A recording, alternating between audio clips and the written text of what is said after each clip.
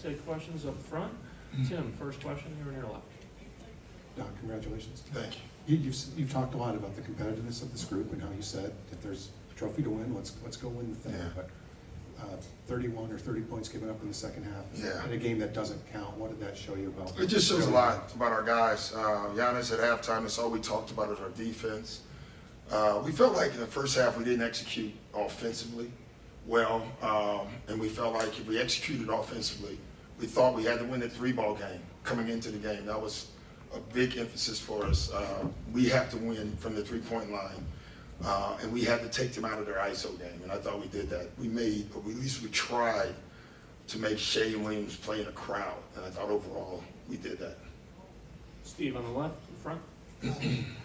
On a scale of 1 to 10, where did having the opportunity to coach Giannis rank for you when you came back to us? I mean, a 10, right? Like, that opportunity, you know, the coach of Giannis, the coach of Dame, to see that group, a veteran group, you know, it's an amazing opportunity for a coach. This group allows you to coach them. They really do. They let you coach them hard. Nobody takes anything personal. You know, I even said it last year. You know, it's like coaching grown-ups, if you know what I mean. Like, they really get that. They get that you have to tell them the truth, and they handle it, and that's been great. Back right, here. Just, you know, you mentioned the effort defensively, but what did you like? What do you think led to the way you guys smothered them, especially in the second half? You know, I think, again, as Tim said, we're competitive. And, you know, it didn't for me, but one of the guys, I think yesterday, and said all they heard about was the defense of the other team. That's all they've heard for 2 days.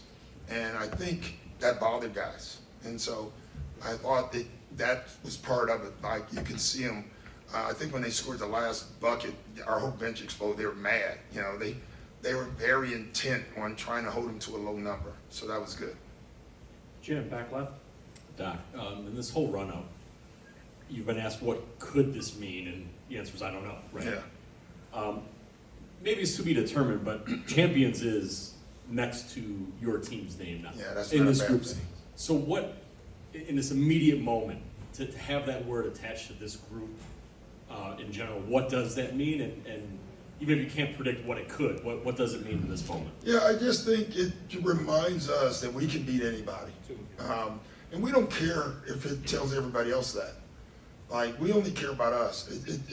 It's what I said in the first day of camp.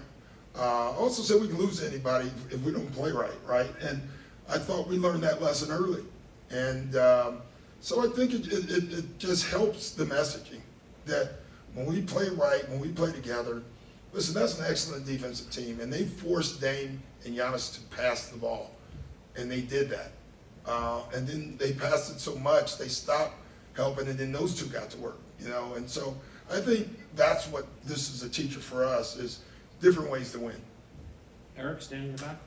You've talked all year about trying to get Giannis more comfortable on the elbows Yeah. in the post. Can you just speak to maybe the control he kind of exerted over that game? Yeah, it was great. Like, the one advantage we had, you know, again, we came in here and we heard about the old team and all the young guys, and we just kept talking about our size. And as the slower the game gets, the bigger we get. And that's what we kept talking about.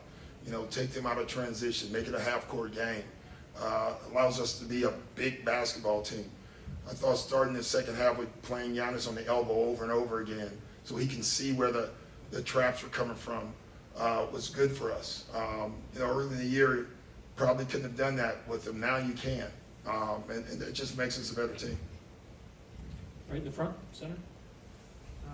Doc, what lessons do you hope the guys can take from not only today, but the whole tournament? Yeah, playing together, going in at night, not drinking, you know, but really, I had to say that because it's true. And just playing together, I think hanging in there. You know, a great lesson for our team is a guy named Pat Connaughton. Pat Connaughton hadn't played in a month, right?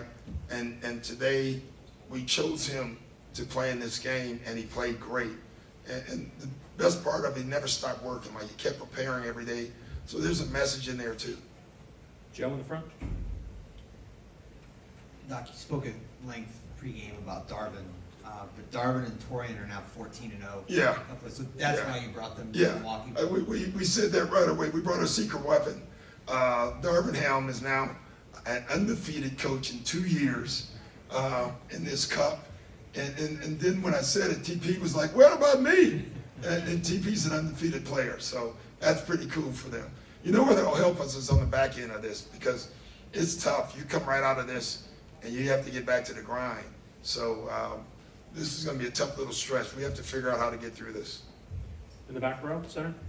Doc, I was just wondering, your thoughts on the NBA Cup itself. Was a packed house tonight Yeah. for two teams that maybe the Vegas residents aren't that familiar Yeah. or follow that team, they're Laker fans, whatever. But your thoughts on the NBA Cup, and is Vegas the perfect city for something like that, or Yeah. should it be scattered around the rest of the NBA cities? No, right here. That's it. And listen, I was proven wrong in a very good way. I was worried that if a LA team wasn't in the cup, we couldn't get enough people in the crowd. And the people from Las Vegas showed up. It was packed today. And that's huge, you know, not only for Vegas, but it's huge for the league. So it all worked out, and it was great. You know, guys had a great time here. Restaurants. That's it. I'll stop there. Last question in the center. Coach, just going off of the fun around Las Vegas, I guess your favorite restaurant or favorite thing to do here outside of coaching and just being around the basketball scene? Is eat. I mean, look at me, you know. So it's usually restaurants. I have a lot of favorites. I'm not gonna name one, but yeah, it's a great town. It really is. You can also shop a lot and spend a lot of money here. It's a good city. Thank you, Coach. Thanks, guys. Take care.